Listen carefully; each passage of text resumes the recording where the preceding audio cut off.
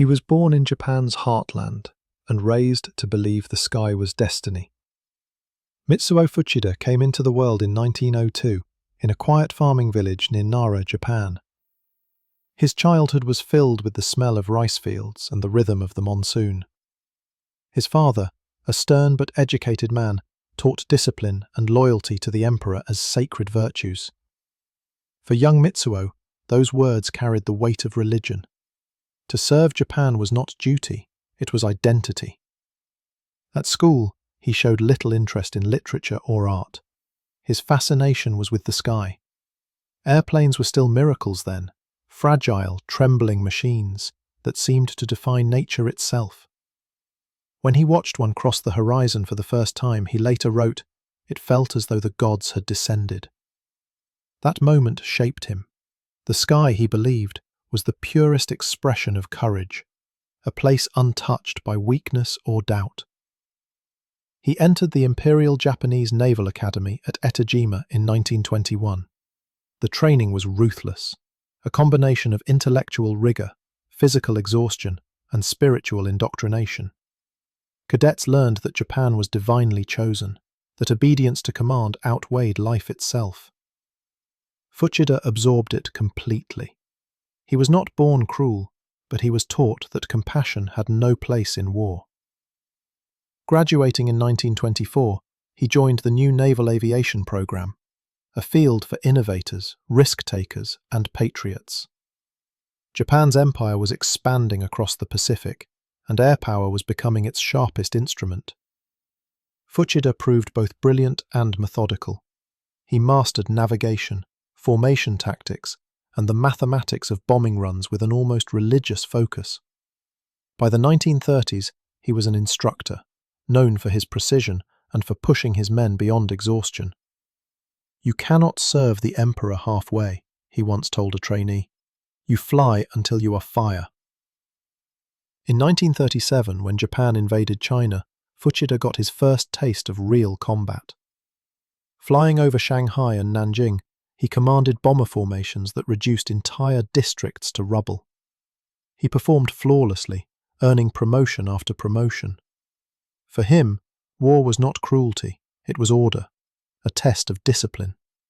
He wrote in his diary that the enemy's suffering meant nothing compared to the perfection of execution. By 1940, Fuchida had become one of Japan's leading experts in aerial coordination. He was the kind of officer the Navy cherished, unemotional, efficient, unquestioning. His subordinates feared his temper and admired his results. He drank little, spoke softly, and worked tirelessly. To outsiders he appeared detached. To the Navy, he was the ideal servant of the emperor. That same year, Japan signed the Tripartite Pact with Germany and Italy. The world was dividing into camps, and Fuchida felt certain which side would prevail. "The Western empires are old," he told a fellow pilot, "and Japan is young." The faith of his generation was total, faith in technology, in hierarchy, and in the myth that sacrifice could purify a nation. When Admiral Isoroku Yamamoto began to plan a preemptive strike against the United States Pacific Fleet, he needed someone to coordinate it, a man who could choreograph chaos with mathematical grace. The choice was obvious. Fuchida, by then a seasoned commander aboard the aircraft carrier Akagi, was selected to lead the aerial attack. He accepted without hesitation. To him, the mission was not politics or revenge. It was destiny, a test of perfection, the highest form of duty. "War," he told a junior officer, "is the stage on which loyalty performs." As 1941 approached, Fuchida's name became known only to a handful of men in the upper echelons of Japan's navy. He spent nights poring over maps of Hawaii, calculating fuel ranges, wind speeds, and attack vectors. To others, it was just a plan. To him, it was a masterpiece in progress, the orchestration of destruction.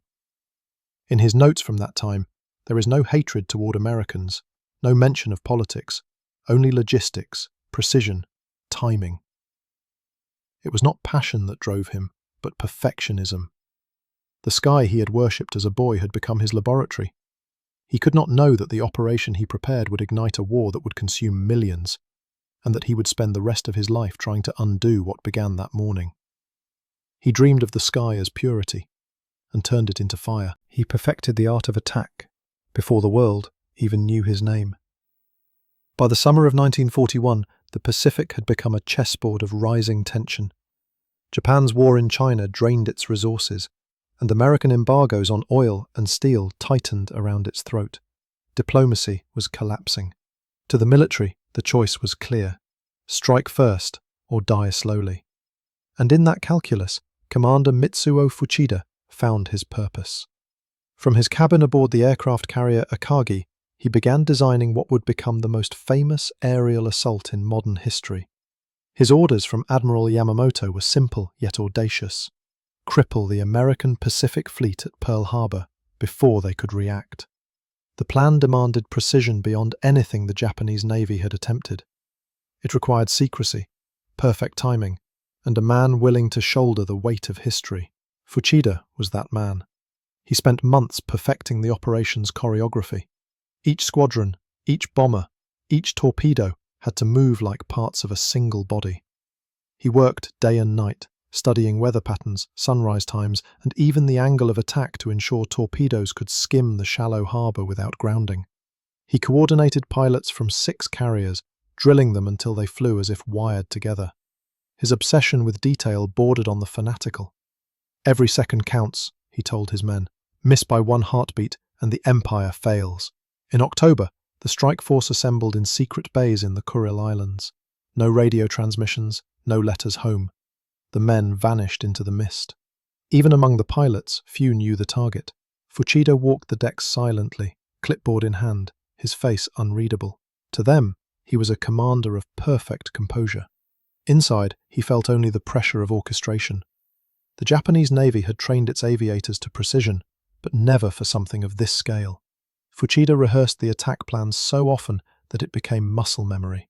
He imagined the sound of bombs, the flashes of torpedoes striking ships at anchor, all playing out to the rhythm he had composed. He was not a sadist, he was an engineer of destruction. On the eve of departure, December 2nd, Yamamoto's coded message reached the fleet. "Climb Mount Niitaka." The operation was confirmed.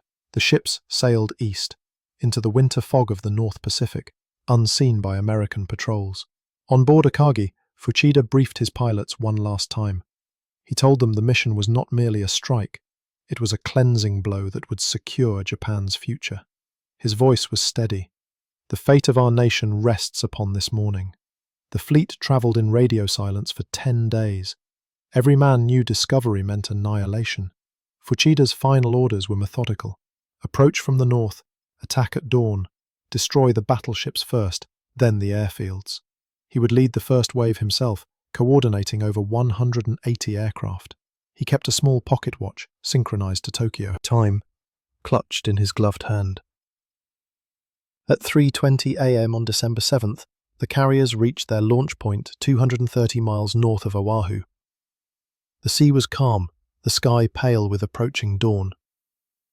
Pilots climbed into cockpits, engines roared to life, propellers whipped the air into mist. From Akagi's deck, Fuchida gave the signal to launch. The first plane lifted into the darkness, followed by another and another, until the night sky shimmered with the glint of wings. He climbed into his Nakajima B-5N Kate bomber and took position at the front. As the formation descended toward Hawaii, he saw the island emerge through morning haze. Green hills, a still harbour, the silhouettes of American battleships gleaming in peace. For a brief moment, he felt the beauty of it. Then he flipped his transmitter switch and uttered the words that would enter history. "Tora, Tora, Tora." Tiger, tiger, tiger, the code for total surprise. Below him, the world erupted. Torpedoes sliced through the harbour's surface, smashing into Oklahoma and West Virginia. Bombs struck Arizona, splitting her hull. Fuchida circled above, marking targets, adjusting flight paths, radioing commands with a calm voice. To him, it was execution, a perfect performance. "All ships are burning," he noted in his logbook. "Mission accomplished." He had no time to think of the men below, the smoke, the screams. His job was measurement, efficiency, damage, success. When the first wave returned to Akagi, he stood on the flight deck, eyes fixed on the horizon. "We have achieved complete surprise," he told his crew. "This is the greatest victory in Japanese naval history." But as cheers echoed through the ship, he felt something hollow. The harbour burned below like a city of candles, yet the fire brought no warmth. It was not glory, it was silence after the scream. Fuchida believed the attack would force America to negotiate. He did not understand that it had awakened something far larger, a fury that would never rest until Tokyo itself burned. He wrote in his journal that night, "I have fulfilled my duty to the Emperor. Now the sky feels heavy." He had orchestrated the perfect strike and struck the first note of Japan's destruction. He led the attack that changed history, and the world never forgot his name again. When the first bombs fell on Pearl Harbor, the Pacific changed forever. For Japan, it was a dazzling triumph. For Mitsuo Fuchida, it was vindication, the flawless realization of everything he had trained for. From his seat high above the smoke, he saw battleships split open, fuel tanks explode in perfect sequence, and squadrons of American planes consumed before they ever left the ground. He spoke softly into his radio, his voice steady. "All enemy ships are burning. The attack succeeded beyond expectation." By noon that day, the Pacific Fleet lay crippled. More than 2,000 Americans were dead, and the rest of the world was awake. In Tokyo, Fuchida was hailed as a national hero. His coded signal, Tora, Tora, Tora, became a symbol of precision and divine favour. Newspapers printed his face beside words like victory and glory of the empire. His superiors decorated him with honours. Students in military academies memorised his tactics as scripture. But in the quiet of his quarters aboard the Akagi, Fuchida felt no joy. He could still see the burning harbour behind his eyelids, the waves of smoke curling into the clouds. He had done everything perfectly, and yet perfection had never felt so empty. It was beautiful, he would later write, and terrible beyond understanding. The attack on Pearl Harbor made him famous, but it also sealed his fate. From that day on, he was tied to Japan's expanding disaster. He continued to lead operations across the Pacific, Java, Ceylon, the Indian Ocean. At first, Japan's victories came easily. British cruisers sank under his command. Allied bases fell like dominoes. He believed, for a moment, that the empire truly could not fail. Then came Midway. June 4, 1942. 4 Japanese carriers, Akagi, Kaga, Soryu, and Hiryu, faced the American fleet in the Central Pacific. Fuchida was recovering from appendicitis and watched from the deck, wrapped in bandages, shouting orders between bursts of pain. What he saw shattered everything he believed about destiny. Within minutes, 3 carriers erupted into pillars of fire. Bombs tore through flight decks, fuel ignited, men screamed and vanished into the sea. The ocean that once looked infinite now looked like a graveyard. Fuchida barely escaped with his life, his uniform singed by heat, his eardrums ruptured by explosions. The Akagi, his ship, his pride, sank beneath the waves. "It was as if the sky itself turned against us," he recalled years later. "We were no longer warriors of heaven, just men drowning in it." After Midway, Japan began its long descent. Island by island, city by city, the empire crumbled. Fuchida's role shifted from commander to survivor. He coordinated raids, inspected airfields, delivered reports no one wanted to read. He watched young pilots take off on one-way missions, the first kamikaze squadrons, and knew what desperation looked like. The discipline he once worshipped had curdled into fanaticism. In 1944, his health broke again. Severe malaria grounded him for months. While he recovered, he studied maps of battles already lost, Leyte Gulf, the Philippines, and wondered if any of it had ever been inevitable. Still, he remained loyal, even when loyalty no longer made sense. "If we must die," he told one colleague, "then let it be as an example of devotion." In August 1945, the war ended with 2 flashes of light. Fuchida was in Hiroshima on August 5th, the day before the atomic bomb fell. He left the city at dawn on the 6th for a debriefing, an accident that saved his life. When he heard the news, he rode back toward the ruins in disbelief. From a hill outside the city, he looked down upon a wasteland of fire and ash. No sound, he wrote later, only wind moving through a dead world. The empire he had served so perfectly was gone. Japan's leaders were dead, disgraced, or imprisoned. The country he had sworn to defend lay in ruins, and he, the man who had begun the Pacific War, walked through the ashes as one of its few survivors. In the days after surrender, Fuchida was interrogated by American officers. They asked if he felt regret. He answered with the calm of a man still half inside his uniform. "Regret is for those who fail their orders. I did not fail." But as he left the room, one interrogator noted that he paused at the door, looked back, and said quietly in English, "Perhaps I was wrong." The perfectionist who once believed war was a form of purity had seen its full consequence, the annihilation of everything he thought sacred. He had begun the Pacific War in triumph and ended it walking through Hiroshima's silence, a witness to the empire he himself had doomed. The man who began the Pacific War lived to see his empire burn. When the war ended in August 1945, Japan was not a nation anymore, it was a wound. Cities flattened, millions displaced, the emperor's voice trembling through a radio broadcast that sounded like surrender and prayer at once. And among the survivors stood Mitsuo Fuchida, silent, gaunt, and strangely unpunished. He had expected to die in the air or on a deck. Instead, he stood on the scorched earth of Hiroshima, staring at what had once been a city. The blast had erased everything, the streets, the homes, the voices. Only twisted steel and heat shimmered under a colourless sky. He picked up a watch stopped at 8:15. Time itself had died, he said later. It was there, amid that silence, that his certainty began to fracture. The Americans arrived weeks later. They were young, confident, efficient. The victors. He was no longer Commander Fuchida, the man who led the greatest naval strike in history. He was a relic, a name whispered in interrogation rooms. US intelligence officers wanted him for questioning. Some even suspected him of war crimes. But when they read his records, they found no cruelty, no atrocities, only the perfectionism of a tactician. Fuchida was summoned to testify during the Tokyo War Crimes Tribunal in 1946. He expected anger, maybe execution. Instead, he found bureaucracy. Papers, translators, polite questions. They asked him to explain the planning of Pearl Harbor, to describe his orders, to identify who knew what. He answered each question precisely, as if giving a lecture at the Naval Academy. When one prosecutor asked whether he felt remorse, he paused for a long time. "I regret that men must kill," he said finally, "but I do not regret having served." To the Americans, he was an efficient witness. To the Japanese public, he was invisible. The nation didn't know what to do with him. Some called him a hero, others a criminal. For many, he was simply an uncomfortable reminder that the line between pride and ruin had been razor thin.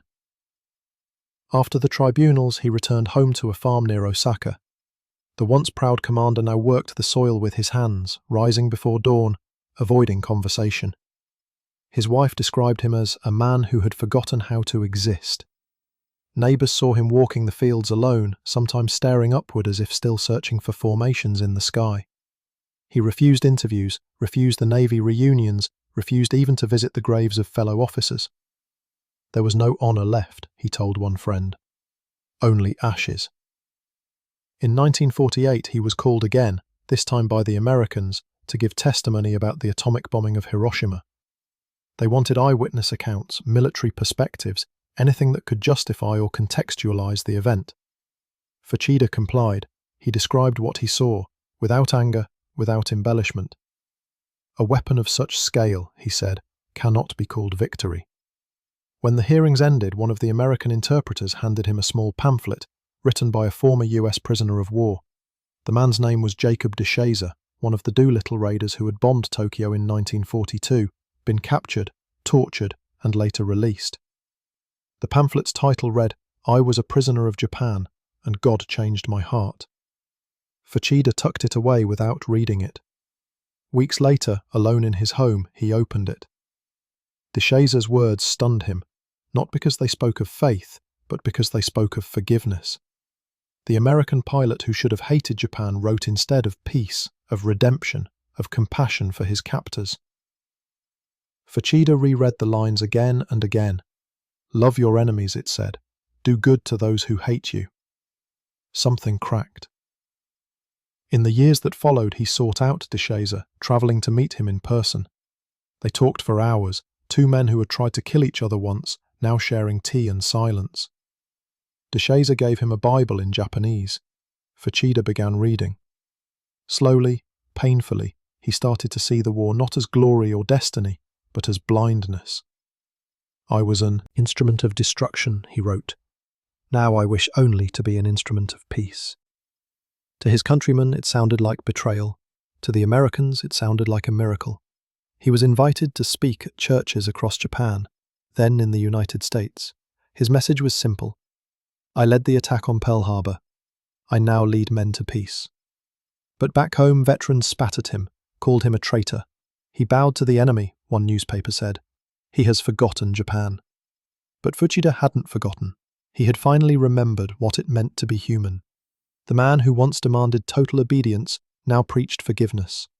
The pilot who shouted Tora, Tora, Tora now told his listeners, hatred is the enemy that never surrenders. He had survived the fire that consumed his world and stepped from its ashes a different man. The man who began the Pacific War lived to see his empire burn. When the war ended in August 1945, Japan was not a nation anymore. It was a wound. Cities flattened, millions displaced, the emperor's voice trembling through a radio broadcast that sounded like surrender and prayer at once. And among the survivors stood Mitsuo Fuchida, silent, gaunt, and strangely unpunished. He had expected to die in the air or on a deck. Instead, he stood on the scorched earth of Hiroshima, staring at what had once been a city. The blast had erased everything, the streets, the homes, the voices. Only twisted steel and heat shimmered under a colourless sky. He picked up a watch stopped at 8:15. Time itself had died, he said later.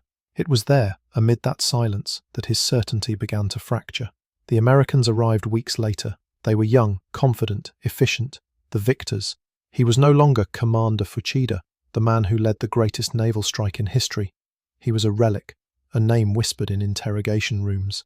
US intelligence officers wanted him for questioning. Some even suspected him of war crimes. But when they read his records, they found no cruelty, no atrocities, only the perfectionism of a tactician. Fuchida was summoned to testify during the Tokyo War Crimes Tribunal in 1946. He expected anger, maybe execution. Instead, he found bureaucracy, papers, translators, polite questions. They asked him to explain the planning of Pearl Harbor, to describe his orders, to identify who knew what. He answered each question precisely, as if giving a lecture at the Naval Academy. When one prosecutor asked whether he felt remorse, he paused for a long time. I regret that men must kill, he said finally, but I do not regret having served. To the Americans, he was an efficient witness. To the Japanese public, he was invisible. The nation didn't know what to do with him. Some called him a hero, others a criminal. For many, he was simply an uncomfortable reminder that the line between pride and ruin had been razor thin. After the tribunals, he returned home to a farm near Osaka. The once proud commander now worked the soil with his hands, rising before dawn, avoiding conversation. His wife described him as a man who had forgotten how to exist. Neighbours saw him walking the fields alone, sometimes staring upward, as if still searching for formations in the sky. He refused interviews, refused the Navy reunions, refused even to visit the graves of fellow officers. There was no honour left, he told one friend, only ashes. In 1948 he was called again, this time by the Americans, to give testimony about the atomic bombing of Hiroshima. They wanted eyewitness accounts, military perspectives, anything that could justify or contextualize the event.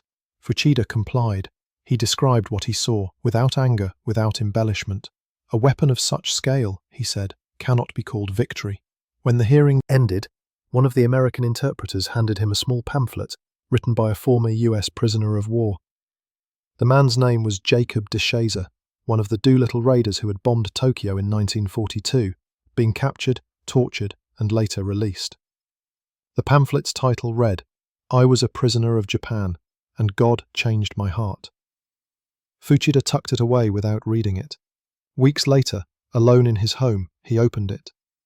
DeShazer's words stunned him, not because they spoke of faith, but because they spoke of forgiveness. The American pilot who should have hated Japan wrote instead of peace, of redemption, of compassion for his captors. Fuchida reread the lines again and again. "Love your enemies," it said. "Do good to those who hate you." Something cracked. In the years that followed, he sought out DeShazer, travelling to meet him in person. They talked for hours, two men who had tried to kill each other once, now sharing tea and silence. DeShazer gave him a Bible in Japanese. Fuchida began reading. Slowly, painfully, he started to see the war not as glory or destiny, but as blindness. "I was an instrument of destruction," he wrote. "Now I wish only to be an instrument of peace." To his countrymen it sounded like betrayal. To the Americans it sounded like a miracle. He was invited to speak at churches across Japan, then in the United States. His message was simple. "I led the attack on Pearl Harbor. I now lead men to peace." But back home, veterans spat at him, called him a traitor. "He bowed to the enemy," one newspaper said. "He has forgotten Japan." But Fuchida hadn't forgotten. He had finally remembered what it meant to be human. The man who once demanded total obedience now preached forgiveness. The pilot who shouted, "Tora, Tora, Tora," now told his listeners, "Hatred is the enemy that never surrenders." He had survived the fire that consumed his world and stepped from its ashes a different man. The hero of Pearl Harbor became an outcast in his own country.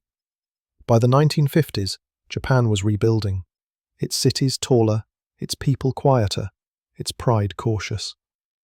The war that once defined a generation had become an uncomfortable memory, half buried beneath neon lights and American influence.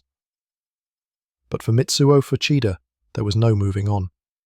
His name, once shouted in parades, was now spoken in whispers. Some still called him a war hero, others a war criminal who had escaped justice. Yet the truth was simpler. He was a man trying to live with what he had done. His newfound Christian faith set him apart from almost everyone around him. In a country where religion was still shaped by Shinto and Buddhist traditions, a Japanese officer preaching forgiveness in the name of a Western god sounded almost blasphemous. When he walked through Osaka's streets, people turned away. At veterans' gatherings, chairs went empty when he entered the room. One former pilot spat on the ground and muttered, "You bombed the Americans, then bowed to them." But Fuchida refused bitterness. He had lived too long in the logic of vengeance. Now he was determined to unlearn it. "The hardest flight," he once said, "is the one away from hate." He spent his days writing, reflecting, and travelling. His small wooden house near Osaka was filled with papers, maps, and photographs from another lifetime. On his desk lay two objects that never left his sight: a worn Bible and the pocket watch he had carried on December 7th, 1941. The same watch he had clutched when he gave the command to attack. "It stopped once for history," he said, "and still counts my days since." In 1952 he published his memoir, From Pearl Harbor to Calvary. It was not an apology, nor a justification, but a confession written in the tone of a man explaining his own transformation. He wrote of the discipline that had blinded him, of the pride that had made him obedient, and of the emptiness that victory had left behind. The book sold modestly in Japan, but in America it became a small sensation. Churches invited him to speak. Newspapers called him the man who found peace after Pearl Harbor. Fuchida crossed the Pacific again, not in a bomber, but on a passenger ship bound for San Francisco. When he disembarked, reporters surrounded him. Some expected hostility, others curiosity. Instead, they found a frail man with gentle eyes, wearing a simple grey suit. When asked what he hoped to achieve in America, he replied, "Understanding." He toured the country for years, giving lectures in schools, churches, and veterans' halls. His English was hesitant but sincere. "I led the attack that began the war," he told audiences, "and now I travel to prevent another." Sometimes he met American veterans of Pearl Harbor, men who had fought to kill him. Many refused to shake his hand. A few did. "Forgiveness," he told one of them, "is the only thing that wins when war ends." Back in Japan, his transformation drew ridicule. Newspapers questioned his motives, calling him a religious showman. Old comrades accused him of betraying their fallen brothers. He bore it all quietly. His wife Haruko remained his only steadfast companion. She once told a neighbor, "He no longer flies planes, he flies between worlds that will never understand each other." In private, he was haunted by dreams of the harbour, always the same: ships burning, smoke rising, the sound of a watch ticking somewhere far away. He would wake up drenched in sweat and whisper a prayer. "I was the sword," he wrote near the end of his life. "Now I ask to be the hand that heals the wound."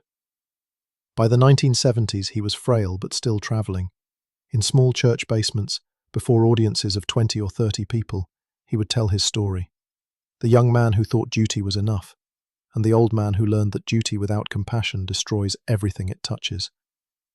When people thanked him for his courage, he shook his head. "It was not courage," he said softly. "It was blindness. The courage came later." On May 30th, 1976, Mitsuo Fuchida died quietly at his home near Osaka from complications of diabetes. He was 73. There was no state funeral, no headlines. His passing was noted briefly in a few newspapers. Former Pearl Harbor commander dies. Yet across the Pacific, in small churches and veterans' halls, candles were lit in his memory.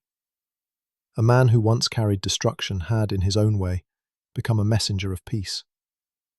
One of his final writings ended with a line simple and unadorned: "Men can choose the sky they fly in, the sky of hate or the sky of mercy." It was the last order he ever gave. He had begun as a symbol of Japan's fury, and ended as a reminder that even the most devoted soldier can find his way back to humanity. He began the war with bombs, and ended it with words. When Mitsuo Fuchida died in 1976, Japan hardly noticed.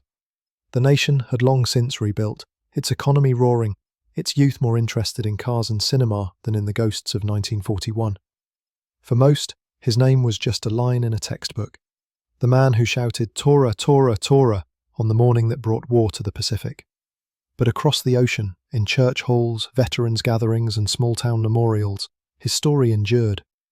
For Americans who had once cursed him, Fuchida became something unexpected, a mirror of reconciliation. He had been their enemy, the embodiment of surprise and betrayal. Yet in the decades that followed, he spoke of peace with the sincerity of a man who had seen every illusion burn away. He spent the last years of his life quietly, rarely photographed, rarely interviewed. When he did speak publicly, his voice carried the same discipline that once commanded fleets. He never raised it, he never dramatized. War, he would tell his listeners, is the failure of imagination. We forget that those we fight also dream, also love. In Japan, his legacy remained divided. Some still saw him as a symbol of shame, the man who brought fire upon his own country by awakening the American giant. Others saw in him something nobler, a soldier who had dared to change when everything around him demanded denial. Historians called him a paradox, both architect of destruction and architect of peace. In military academies, his early work remains studied for its tactical brilliance. The precision of the Pearl Harbor strike, the coordination, the planning, all still cited as examples of operational genius. But instructors also use his name as a cautionary tale, how mastery of execution can blind a man to the meaning of what he executes. Fuchida, one Japanese historian wrote, proved that perfection in war is no protection from moral collapse. In the United States, his transformation became part of the post-war narrative of forgiveness. When American veterans met him at reunions, many approached with suspicion and left in silence, unsure whether to despise or embrace him. Some later wrote letters describing the strange peace that followed shaking his hand. "He stole our mourning," one sailor wrote, "but gave us back our faith in men." His friendship with Jacob DeShazer became the core of that legacy. Two enemies bound not by ideology, but by forgiveness. Together, they embodied the war's strange afterlife, that sometimes the truest victories are fought in the years after the guns fall silent.